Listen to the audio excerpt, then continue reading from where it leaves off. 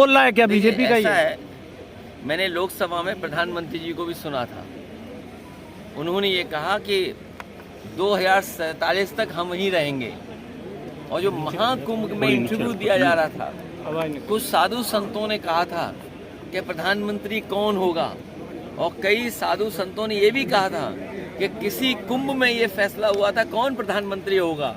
तो ये जो 2047 की जो लड़ाई है वो आप समझ नहीं पा रहे हो।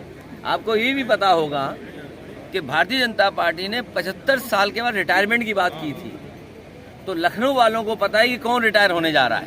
भैया दिल्ली रेलवे, इसलिए अपनी अपनी व्यवस्था में लगे हुए लोग हैं, और जो एक नाम बार बार आप ले रहे हो वो जीरो है, जीरो। भैया दिल्ली रेलवे स्टेशन जो आज सुबह भगदड़ हुई जिसमें कई लोगों का चाहेंगे आप?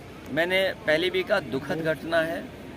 ये इंतज़ाम सरकार को देखना चाहिए था, और दिल्ली जैसी राजधानी में नाकामी होना।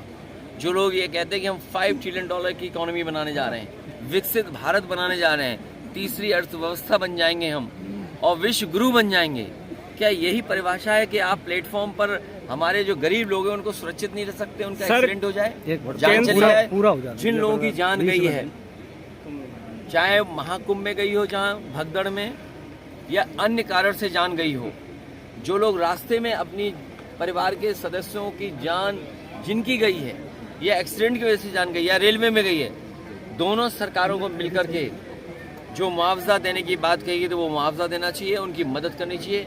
मैं मांग करता हूँ कि उनके परिवारों को 50-50 लाख रुपए की मदद सरकार को करना चाहिए, मुआवजा देना चाहिए।